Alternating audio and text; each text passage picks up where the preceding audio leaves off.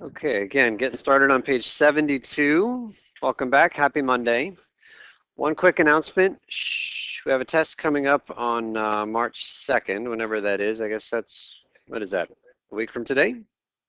So 1 week from today is our first test. If you have testing accommodations and you want to take the test in the testing center, let me know as soon as you can. Right? If you have no idea that what I'm talking about, then don't worry about it. So test is 1 week from today. It is on everything that you see here, starting from the first class and going all the way up until next class. So we have today and Wednesday are the last 2 days of new material. Friday coming up is our review day for Monday's test. Also coming up, project number 3 is due on Friday. Questions on any of that? Okay, so you can see today we talk about something called integration by parts. And again, we're on page 72. So we'll go up to the daily summary here. And then can we start with Kevin?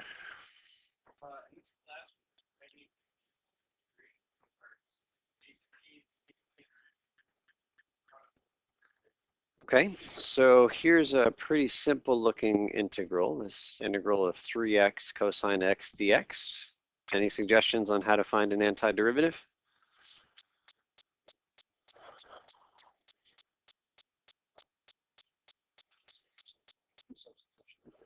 Sure, U substitution, like if it's not on our list of, a dozen things we know how to do, then U substitution is the only thing we have at our disposal. So thoughts for a good choice for U? Cosine of x, right? Sure, cosine x. What's the derivative of cosine? Negative sign. Do we see a negative sign x there waiting to get absorbed in the du? No, okay, so it didn't work. Other choices for you? Yeah, you could let u equal x. I'll tell you that anytime you let u equal x, all you're going to do is change all the letters from x into u, which is fine. Yeah, so the issue here is that we've got like these two functions multiplied together. That's okay, but they have nothing to do with each other, right? It's not like the derivative of one is basically the other, and that's the only kind of multiplication that we've been able to handle so far. So we've got a new formula. It's right here. I'm not going to prove it. It's in your book if you want to see me after class. It takes like 2 minutes to get to that formula, but let's just use the formula, and we'll start with that same integral of 3x cosine x dx. So in order to use that formula, we need to introduce these things called u and dv. And so I'm going to set these integration by parts problems up the same way every time.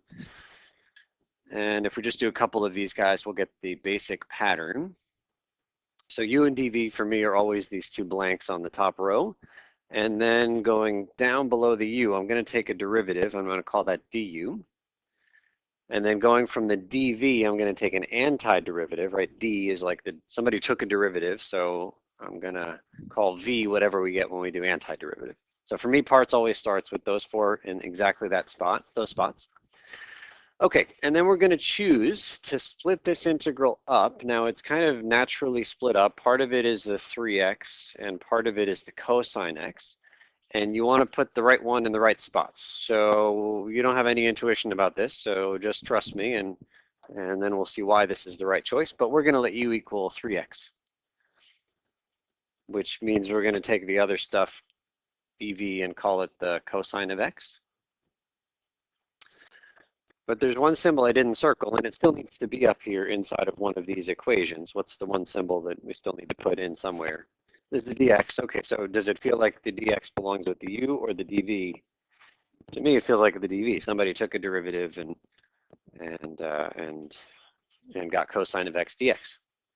Okay, so far so good. Not clear where we're going, but let's just kind of see if we can calculate what goes below. So the first thing says you go from u to du by taking a derivative. So what's the derivative of 3x? Is a 3, and then we're going to tack on our dx, right?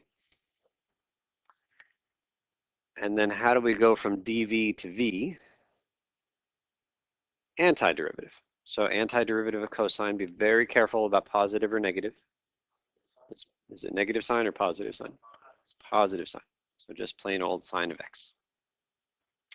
No dx in that one, right? We did our antiderivative. Technically, you could put a plus c there. It turns out we can choose any c that we want, and we're just going to choose c equals 0 every time to make our lives easier.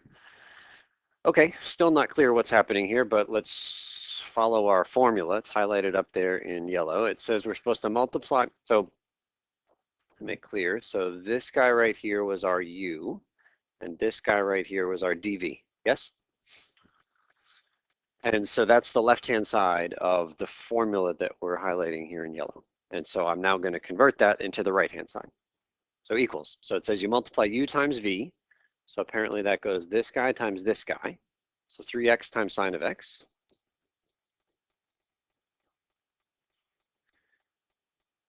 That's the U times V minus integral V times du.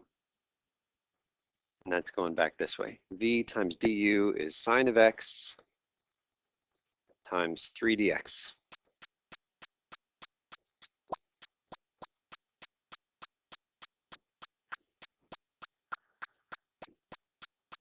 So you have no reason to believe that that formula is true, but at least you agree that I've applied it correctly? Everybody see where all the pieces go? Thank you. Appreciate that. And since I haven't made any mistakes all semester, right, you have a good reason to trust me. Okay, so let's finish. Just copying the 3x sine of x minus, again, be very careful with the plus or minus in your answer. The integral of sine of x, let's see, I see a 3, so I might as well pull that out of the integral. What's the integral of sine of x? It's negative cosine. So negative cosine, yeah? Right, because there was a subtraction in the formula, and so negative cosine merged with that subtraction and became plus. Okay, here we do need to put the plus c because we're finished doing antiderivatives and we need the most general one. Can you stop yawning before you ask your question? Go ahead.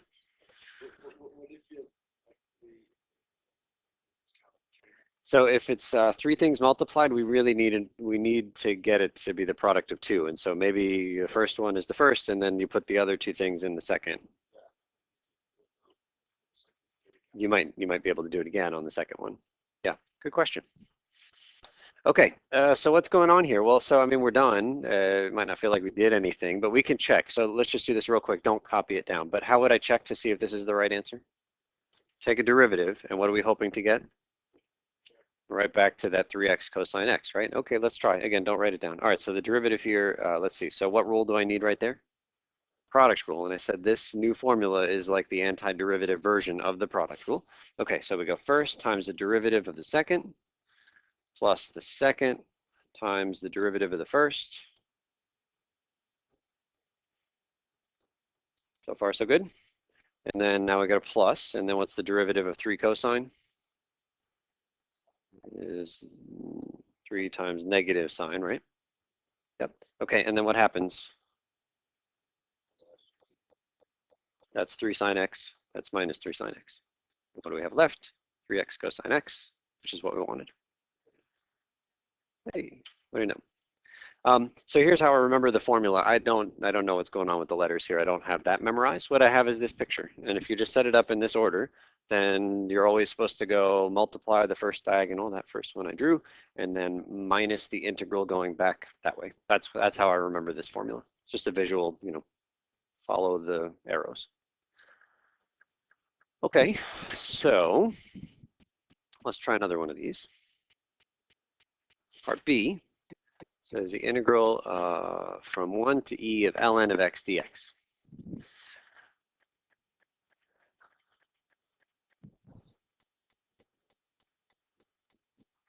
Now, we've never tried to integrate ln of x before, or if we've tried, we've failed, right? It's a simple looking thing, but can you come up with something whose derivative is ln of x? Not looking for the derivative of ln, that's easy, that's 1 over x, but someone whose derivative is ln. I can't either. It's hard, we don't have any, and it seems like there's nothing we can go with. There's no u substitution to do here, there's nothing. So it turns out actually integration by parts works to integrate ln of x.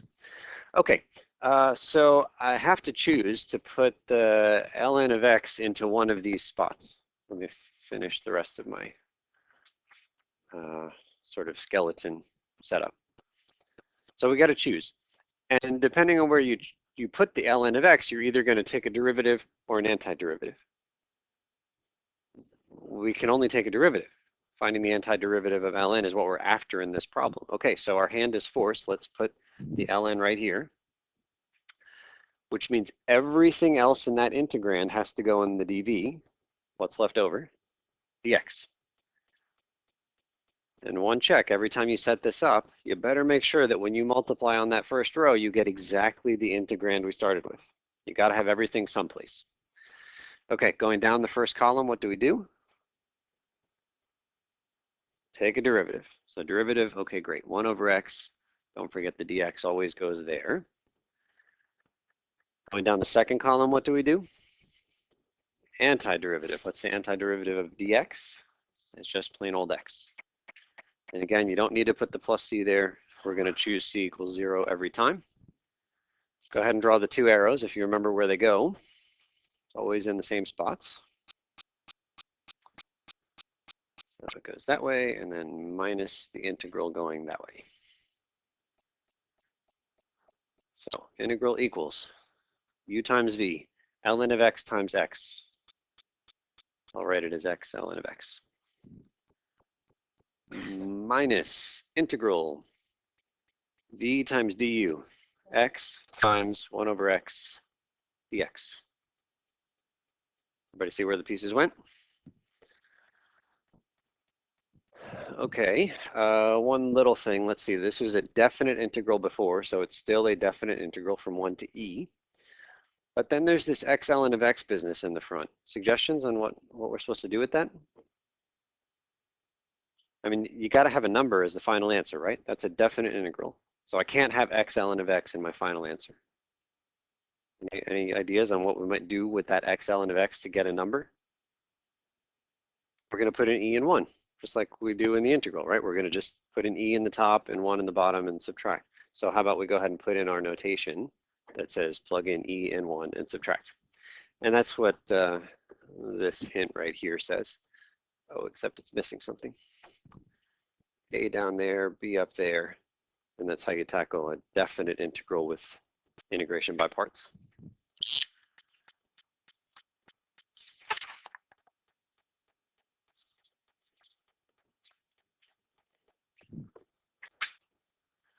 Okay, equals. All right, I'm just going to copy my x ln of x for a second from 1 to e. And then this integral simplifies. What does the integrand become? Just 1, right? X times 1 over x is 1 dx.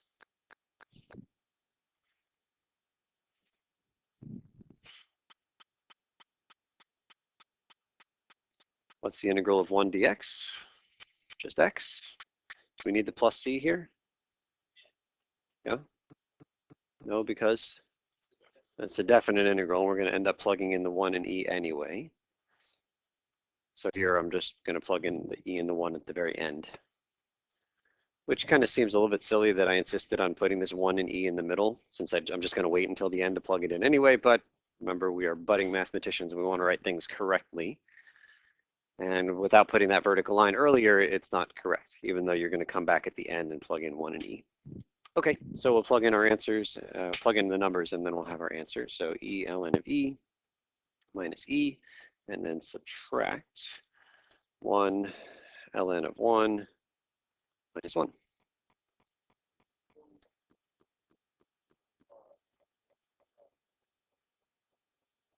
Where are we talking about? Yeah, so that's the formula. It's highlighted in blue. So the first part is the uv. That's multiplying the u times the v.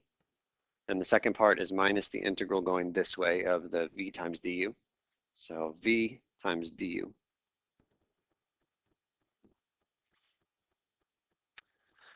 Okay, so I think we're ready to get our final number here. What do we have? How much is ln of e?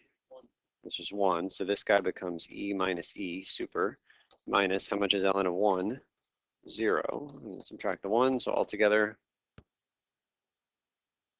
I think I get positive 1. Positive 1. So that's it. So we did two things in that problem. We learned how to take the antiderivative of ln of x, and we learned how to use integration by parts on a definite integral. Okay?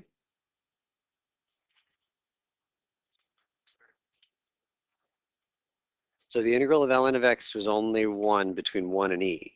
So if you really want to memorize an antiderivative formula, here is the integral of ln of x. Right, before we plugged in. It's x ln of x minus x. And you can check. You take a derivative of that, you'll need the product rule, and you'll see a couple of terms will cancel, and you'll just be left with ln of x, which is the goal. Okay, so let's see, one observation. When you use the integration by parts formula, you are trading one integral for another integral. So we still have to do an integral at the end of the day. And unless the second integral is easier than the first, maybe this technique isn't going to work, okay? So it's just trading one integral for hopefully a better one. Given that we are trading, take a look at what might have happened if I had made a different choice here. Very first one, I said, hey, just trust me, we're going to put the 3x there and the cosine over here. Suppose we had decided to swap them. Cosine here, 3x here, right? Derivative of cosine is sine or negative sine. It hardly matters. It's the other guy that's interesting. 3x right here. When you take an antiderivative of 3x, 3x squared over 2, right? 3x squared over 2. And then when it comes time to do this integral, it's going to have that x squared in it, yes? And it's going to have the sine from over here. And so we're integrating x squared times sine, which somehow seems worse to me than the original one, right? So what made this the right choice was that when you took the derivative of 3x, it got simpler, just 3. And when you took an antiderivative of cosine, it really didn't get any worse. But if you happen to put your 3x over here, antiderivative was worse. And the integrand that we got after was worse. Okay, next page. Part C is the integral of e to the 2x times sine of x. U equals dv equals. Okay, turns out it doesn't make any difference whether we put the e to the 2x first or the e to the 2x second. Makes no difference here. We're going to do one way. You can try the other way for practice later on if you want. Let's put the e to the 2x right there. What does that mean for the dv? Sine of x and also dx. Everything goes, including the dx.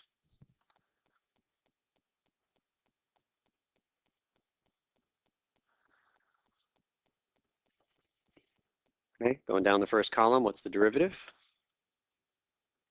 E to the 2x times 2, and then the dx, right? There's your chain rule.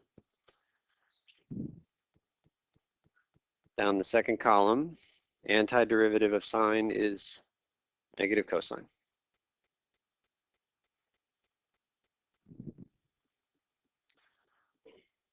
Okay, so draw in the arrows if they help you, and then see if you can write out what that formula is. Maybe don't go back and look at the formula, but just follow the arrows. Write down the new expression that's equal to the original integral.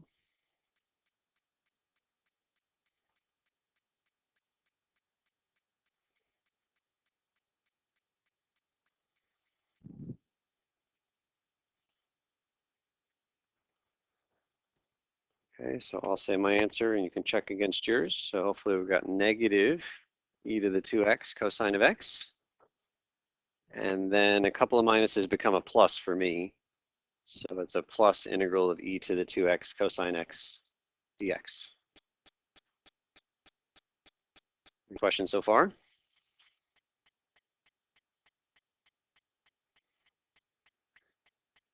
Yeah, that's the next question. Is this integral, the brand new one that we traded for, better, worse, or about the same as the original one? It's basically the same, right? No, we're not bothered by pluses or minuses. This first one is e to the 2x times cosine, e to the 2x times sine. It's basically the same. Okay, so it didn't seem like we made any progress, but let's just pretend, yeah, Ryan. Did I drop a 2? Where's the 2? I did. Where did it go? 2. It goes inside of the second one, right?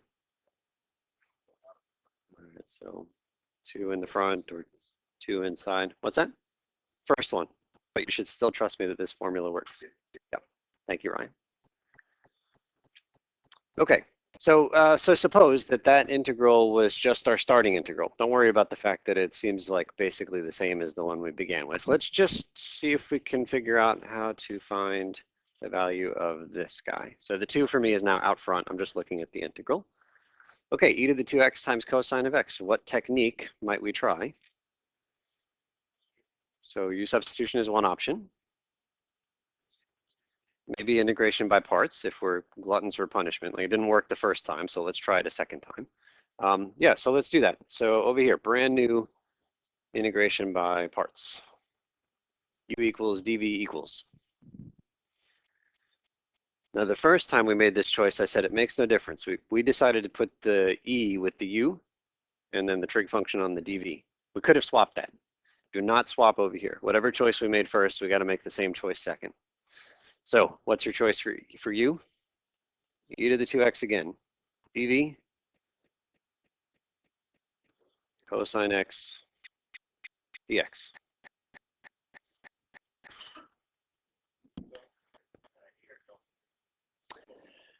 It is not wrong, but it will cancel everything that you started with, and you'll end up with the original integral equals the original integral.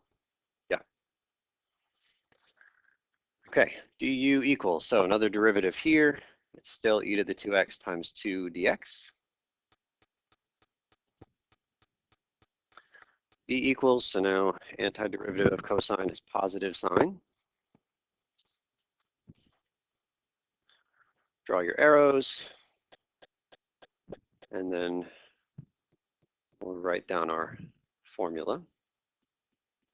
So in fact, I'm gonna write a big line here, big calculation. So here it goes. I'm gonna copy my original integral. This may or may not fit in one line. Let's give it a shot.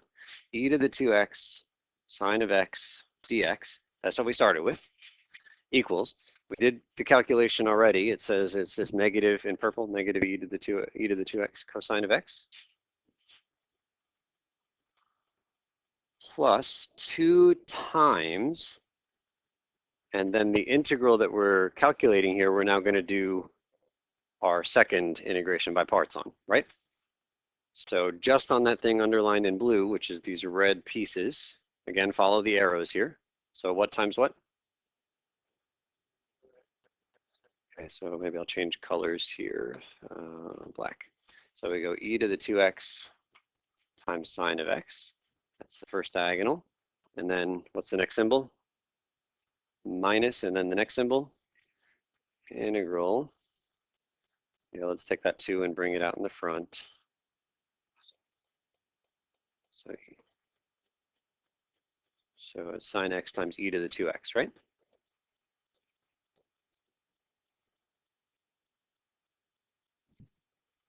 All right, lots of symbols up on the board. But do we buy that this is still the same as what we started with, right? We did integration by parts twice. It's messy, but at least it's correct. Okay, that green 2 in the front, I'm going to distribute.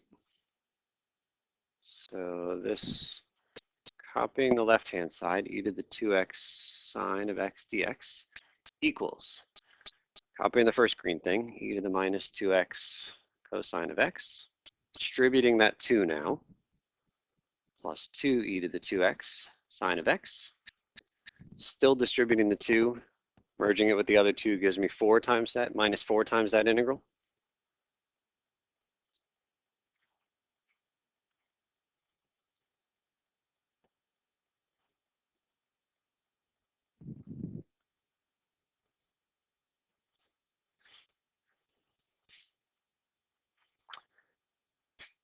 So we'll give people another moment to copy.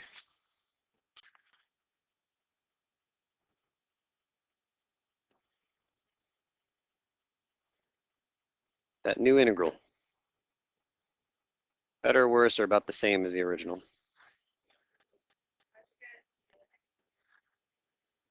Did I make a mistake? Where are we? Oh, that's not right.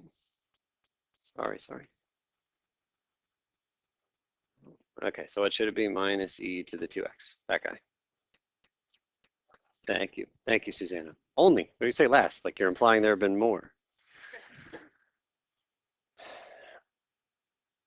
Okay, again, the new integral. Better, worse, or the same as the original? Yeah, it actually is the same as the original, right? So like really, we've just been spinning our wheels here. But we're like 2 steps away from having an answer. Because if I just rename this guy right here, this integral right here, and just call it I, right? Then this guy right here is also I. And if I add 4 i's to both sides, then what do I have over there? How many i's? 5 i's. And if I want to solve for I, what would I do to both sides? Divide by 5. And that's the end of this problem. Right? It just sneaks up on you, doesn't it? We're adding all this stuff over to the other side. So we'll have 5 of them. 5 times this integral. Who said that? I didn't say that. Minus e to the 2x plus.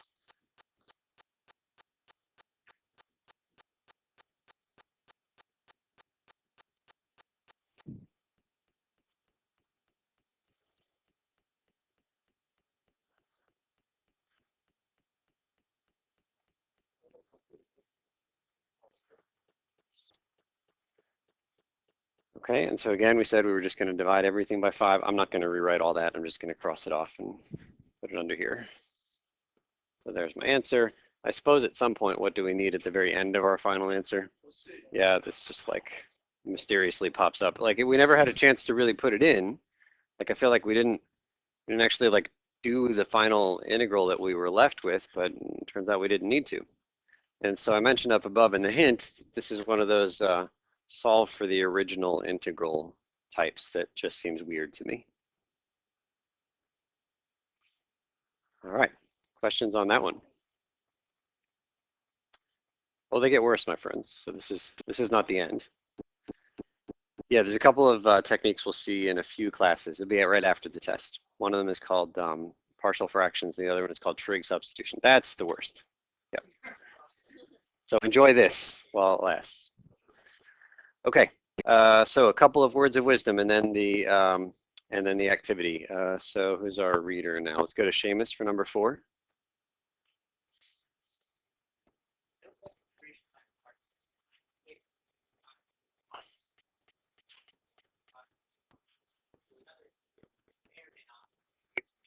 Zach. Furthermore.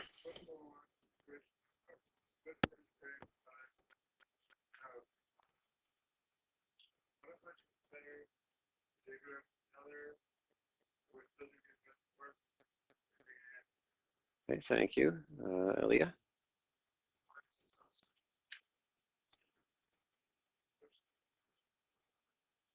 Okay, so number 5, suggestions for dv, sine, cosine, and e to the x. Things that don't really get much worse when you take an antiderivative. Suggestions for u are hopefully things that get a little better when we take a derivative. So for example, ln of x we did earlier today. We haven't seen inverse trig functions, but if they pop up, oftentimes putting them in for the u is a good choice. I want to add one thing to my list here. Really any polynomial. Because when you take a derivative, it gets 1 degree less, and that's a little bit simpler, okay? All right, so the activity begins on the next page. Raise a flag if I can help.